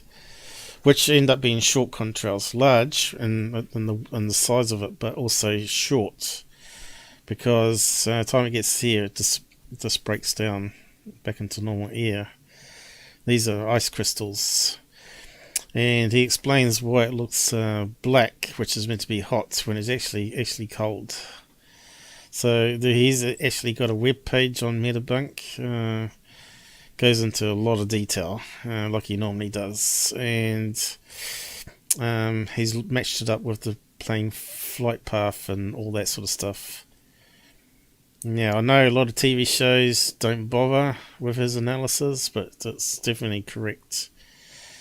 And the first thing I thought was it has to be a plane, and they've made some sort of mistake. Because UFOs don't leak gases like this. If they did, they'd be easy to spot all the time. But like it was when I was doing the New Zealand Skywatch, we saw a streak in the sky, we zoomed in and we could see there was a plane in front. But you got to remember, this is on thermal as well, so it's not actually what you're seeing with your eyes, but you're seeing it with interpretation of the heat, which the FLIR video on the gimbal is misleading, because we don't know if it's the engine heat or the skin heat or what, or combination. So yeah. So any more you want on this one? You could probably was it called the Chichilian one or something like that? Mick West, you can find the page on it. Chichilian. I have covered it before in live streams, but I think you're fairly new to the channel still. You'll find that I've covered pretty much everything under the sun, and Tyler was saying that he's covered everything in 500 hours. I've covered mine in 3,000 hours of all his plus more, which proves that none of them were UFOs. UFO Metabunk, I think it's called. Here we go. Is this the one? Contrails. Okay, there you go. So he breaks it down with all the information they collected. It's just not him working on it, of course. Okay. And of course you never see this on any TV show. But that's what the object looked like on the thermal. And he's shown how it can, when it's far away, it makes that same sort of Batman type shape. And then he talks about why it looks like it's hot when it's actually cold.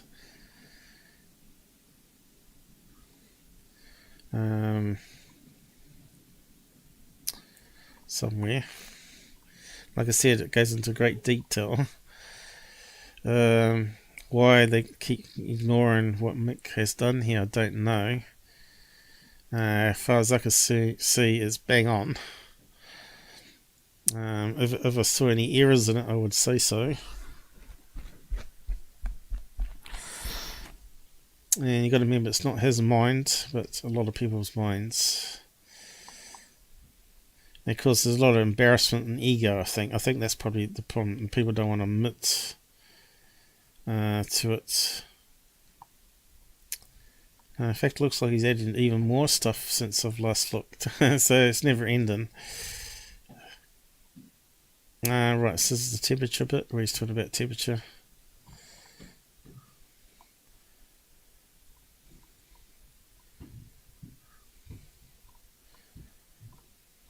Well, still going. Anyway, you brought it up.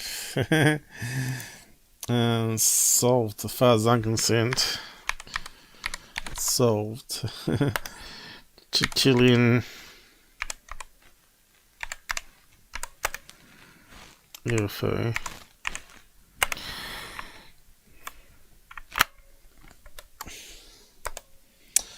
Yeah, so the next one you wanted to go to was 11 something. Okay, I've solved this one too, and I compared to what Mick had. And I wanted to disprove him wrong, but I couldn't. And I had to verify my results were the same as what he was getting. And that's also solved as well. I've covered it quite a few times now. That one's called Aquidilla.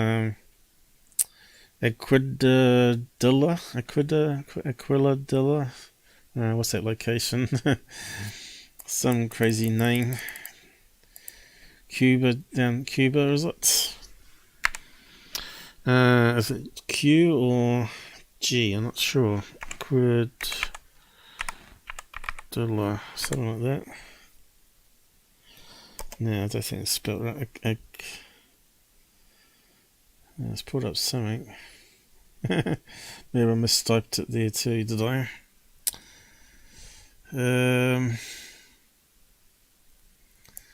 Maybe it's AG.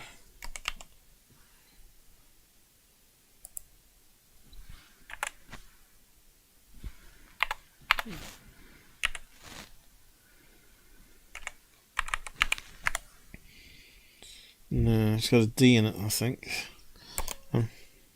Okay, let's see if I can get it from here. Does it tell us? Cut and paste it's easier. Puerto Rico. That's that one, isn't it? Anyone say the name here, or I can copy and paste it? I'm not seeing it. This one is actually fire balloons. Human size, shaped like hearts from a wedding. When the plane spotted it, there was a wedding that took place on a beach where they do lots of weddings, and one of them is releasing these fire balloons joined together, man and woman. And what you see on the thermal is one side of the balloons, and eventually they break apart at the end. And the reason they fade in and out when they go over water is because the flames are starting to burn down and lose heat, right? So that explains what's happening there. And it doesn't go into water at all. It's just that the thermal camera doesn't pick it up, because they don't have a side-by-side HD camera like they should have on a camera pod. You can't just rely on thermal. You've got to rely on optical as well, with 100 times zoom. This is what I'm trying to do with my New Zealand Skywatch, so you can eliminate all this nonsense. So even military get it wrong. So yeah, let's see if I can find it. Puerto Rico, maybe. Puerto. Mind you, I don't even know how to spell that now. Puerto Rico. No, it's got to have a U in it. Port two. I'm hopeless. Hopeless at spelling. There we go. Have we got it this time? Oh, here we go. This one here. Best UFO vid or not? Puerto Rico thermal UFP. Okay, so I've already covered it. Not that long ago, actually. 11 months ago. And it's even got bookmarks, this one. So you can click on the bookmarks and find it here. Update on the UFO lights over trees. Debris falls from sky.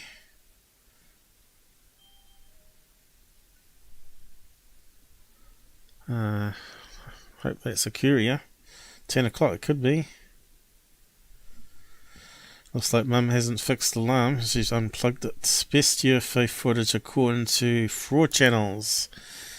And also TV channels. And there we go. So I'll just copy it there. Pizza, that would be nice. No, Mum will be going shopping today. And she'll bring in some fish and chips, I hope. So that one is answered here. I can just skim through it if you want. Let's see, and Mick West did as well. So I'll just repeat. It'll sound like me repeating myself. So it's down there.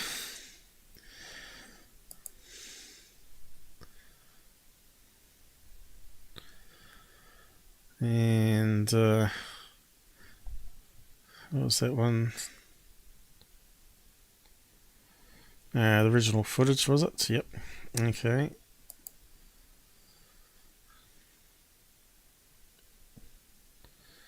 And I'm not sure what I was trying to do there. See if I could find the best footage.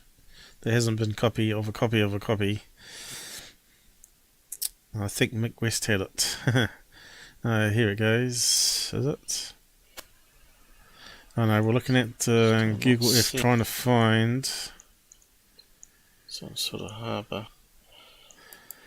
We're trying to find the location, but it turned out Mick West actually had it pinpointed, and I should have gone to his page and would have got it straight away.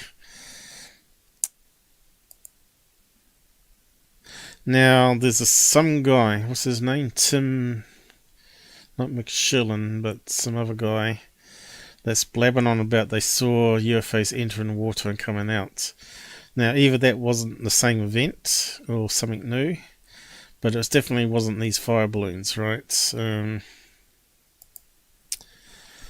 Which you can see there it's sort of fading away again. So they look like they're moving really fast, but you got to remember it's parallax because the helicopter's moving and the camera's moving, and it looks like it's moving fast, and it's not. They calculated it out. Some other specialists, Mick West and some other specialists, I'm not sure if he was MUFON, but I think he might be military, had also gone through the same process and come out with the same conclusions as me and Mick West has, and that it's actually moving at normal speed in the air, but it's rotating. Seems to be. But eventually I've run it through some filters, there's only a couple of frames where it rotates around enough to see the shape of the hearts. What happened there? That's where the heat is less in the background, and it sort of loses it. At the beach. So I was talking about air currents, how they can change, thermals and all that around coasts. And here's one of the balloons that are released at these wedding parties. And look at these ones. They're quite big.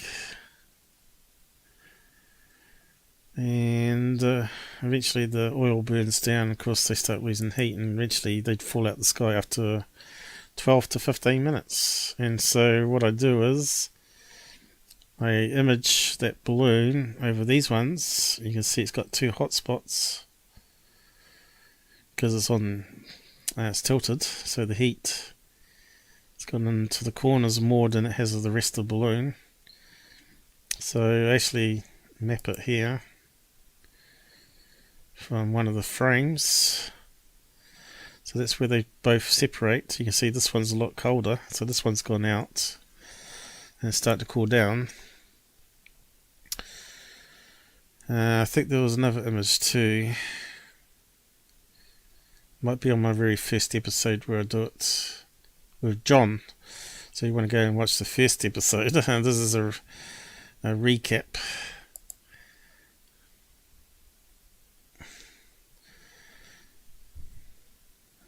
I'm not sure if that's the same. That's me trying to draw around it. Yeah, got another frame, I think, where you can see it's a heart shape. And the two flying by side. And they haven't. There you go. Around, yeah, perhaps. There you go. There's another frame where the other one hasn't sort of split from it yet. You can see it's a Mickey Mouse type situation there. So yeah, UFO shaped like a heart? I don't think so. But like I said, there's some links we posted with that one, with the PDF of the other guy that did it also. I don't know if I posted it here. Nope, might be in the side chat. But yeah, there's a big PDF on it, where the guy goes into bigger detail and eventually comes out the same conclusion in the end after 40 pages, that it's definitely a fire balloon, most likely. But anyway, hopefully that answers what's happened here. Let me just sort that out. In fact, I probably have to wrap up now, actually. I know there's probably lots of other stuff to talk about, like this guy here. Talking about fake news when he actually is the one that's promoting fake news. So what's that question, mate? Do you have any examples of video that you have found to be pretty good evidence of actual UFO? Yeah, I've covered that already many times. And also on the Discord I've got a room called The Best Evidence, so you can pop in there as well. But yeah, the two videos, I don't normally broadcast it because the guy wouldn't give permission on the full video, and we only got a couple of frames. Why, I don't know. Scared off, maybe. He doesn't want to become too public, maybe. I don't know. Maybe it breaks his religion, world view. So yeah, so if you go to home, this case here with the UFO at the cockpit, I believe is the best one I've seen. That I can't say either way whether it's a hoax or not. So a 60-year-old put a lot of effort into faking it if he did, which doesn't make any sense. There should be another one. I'm not sure if it's on the front page or not, because I don't promote it, because we haven't really got access rights for it. We were interviewing, who was it? Cameron, someone, was it? Cameron. We did 2 episodes about it. Robert managed to get hold of the footage, more information on the footage than I could. So he brought it to the channel, and he wanted my expert eye and skills to analyze it. Here it is here. The first episode, and the second one where we bring up more details is on this one here. And that's the best evidence as far as I'm concerned, is those 3 episodes.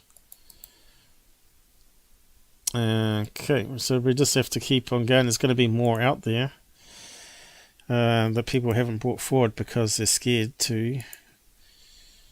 Why? I don't know.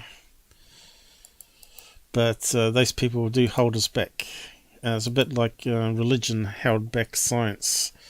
You know, they locked up, was it Galileo? For saying that the Earth wasn't the centre of the universe and all that sort of stuff. You know, that sort of slows down progress of science. Same thing happens in the UFO field with all the cover-up and Men in Black getting the footage. So, yeah, check out those ones if you haven't seen them already. But so far, that's all we've got, unfortunately. And a lot of stories. Of course, you can have a look at Robert Case's if you've not watched his from the beginning. We do cover quite a lot of good topics there, even the Deo Pass incident. Is that how you say it? I always get it wrong. Deo Toff Pass incident, something like that. So you need to find Robert Talks, go click on created playlists and scroll down. That's all the playlists. There's quite a few of them now, breaking up the topics. Bob Lazar, and it's got some miscellaneous ones there. So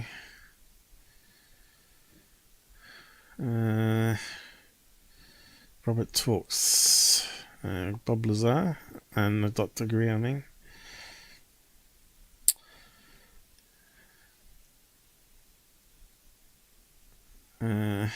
Sometimes it's hard for me to see it in the list, but it is here somewhere. Camera artifacts.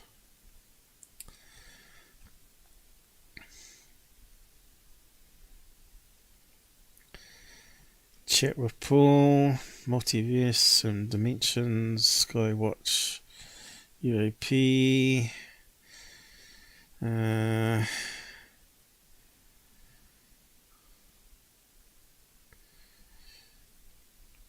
Maybe I'll just post the link to all of them. You can go down the list. You find it. You find Robert Talks anyway. Then I'll sort of wrap up now. That's about the end of what I was going to do today, and we'll see you again in the next episode. Hopefully my parcel has arrived, which allows me to start the next phase of my Skywatch. And it looks like the sun's coming out, so who knows? Never know, it might be something on tonight. So here we go. So yeah, thanks for joining us. It's good to have at least one person on the side. I know everybody else laughs at me at my channel, that no one wants to watch me. But that's alright. Those people were the ones that attacked me in the first place and took away a lot of my viewers and took them for himself. His name starts with G, as you know.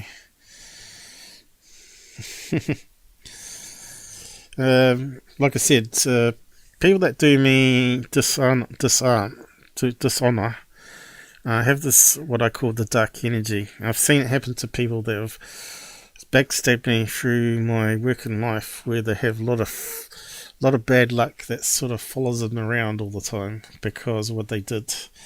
Before that, they're really happy and never had any bad luck, and then suddenly have all this bad luck start happening to them. So I call it my dark energy, my protector, that goes after these people that are disinformation agents and try to destroy what I do online here. And I'm pretty sure you'll find that they've had lots of bad luck since they did that to me. Dr. J had a bit of bad luck when he did the strike on me. I think his father died. I think Goofon's father's had been in a few accidents, and he's also had that numb arm that happened, and strange stuff like that sort of happens. So I put it down to my dark energy. People think I'm crazy, but I've seen it to happen to everybody that's been really bad to me. They have really bad luck happen to them. And it just keeps on reoccurring until they come out publicly and apologise to try and to calm the dark energy, because I haven't got any stuff over it. I haven't got any control over it. I said, don't ever backstab me, because this dark energy is a real thing. People never listened. But anyway, it's my fault. Well, it depends. I don't know. Did you backstab me? Yeah, I just call it karma, really, isn't it? Dark karma. Eventually, it'll bite you back where it hurts. So, yeah, still ping you over We Dono on payday. Alright, cool. I haven't had any. I've only had like $30 of donations this year, I think. As you can see, I have to scrape what I can out of what I get paid to buy stuff for the channel. Other people don't have to do that. But that's the difference between me. I've almost given up because no one's watching, not because of the money not coming in, but the money coming in will only make things better, you know. Everything always boils down to money. And we don't want to make it about money, though. See, a lot of episodes I could lock up into memberships, and people would have to buy a $5 a month membership to watch them. But then no one gets to see all the good stuff, you know, like those the best case UFO cases that I'll just put up there, or the solution for those two ones that keep getting publicised on TV, you know, from South America, when there's actually solutions for them, which are actually really solid solutions, and things that happened that particular day that sort of match up, you know. So releasing fire balloons is a good way to get a helicopter interested, seeing this great big huge fire balloon passing them by. When they're not actually visually seeing it with their actually eyes, because obviously, you know, you don't always see things with the camera, but you can see it on thermal, because it changes, makes a shape in the background noise. But anyway, yep. Membership is $5, and you get access. I'm not sure if you're a member, are you? No, you haven't got the little icon. You get a little icon, and you can then access our emojis here. You know, the special ones. Unfortunately, we haven't got enough people. You only get allowed to add another emoji for people to use every 5 members you get, which is kind of limiting. But yeah, you can do that sort of stuff. So we must be almost up to 2 hours or so. Oh, I didn't mean to donate now, but thanks very much. It all goes into the pot to keep the channel going. Like I said, it does actually get spent into the channel. What I do is I fund the channel, and then when I'm in trouble, I get the money, some of the money back out of the channel to pay off my credit card or whatever. But yeah, it's always going to the channel, regardless of how I do it. You know, even if I do a competition, the money comes out of my pocket. It doesn't come out of the channel's pocket. Yeah, like all the money I made on the channel in the last 6 years, I bought vouchers and gave out to all the helpers that have been over the years. And of course, a lot of those are left the channel now, or didn't appreciate me giving them a gift, like a merchandise. You know, I said, well, it's advertising because it's got the logo on the front, and people might ask, what's that about? You know, so pros and cons, you know. But really, I should have kept the money for cameras and stuff. And memberships. So yeah, now you got your name on the screen there until it scrolls off after subs and stuff. But yeah, that's good. Welcome to Grey Alien. Hey, you've been upgraded, and now you got the little flying saucer. So yeah, that changes colour every month, and the longer you're a member. And I have a little story when I made it up. I said, oh, well, it's coming from space, and then it goes past the sun, goes through the sun, and it turns orange, then it comes into the Earth's atmosphere and cools down again. So I made a big story about all the different colours. But yeah, how many? Better start wrapping up now. That's what I was going to talk about today anyway. So we at least got something up for today.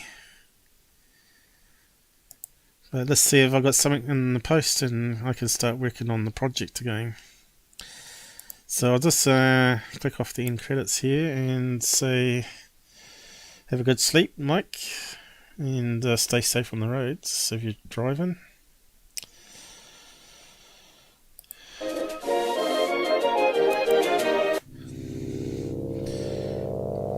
And let's hope for world peace. Everybody pray for world peace. We so need it, because we got the virus. There's enough at the moment. I think we may have conquered that though.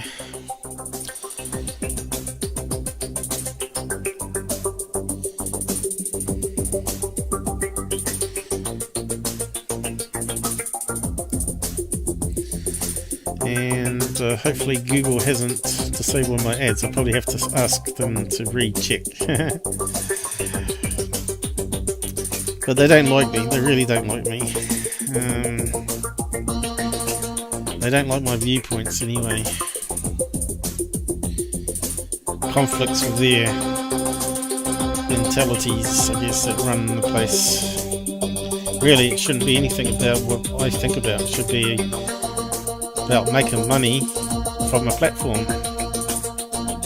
Free speech, that's what it should be about.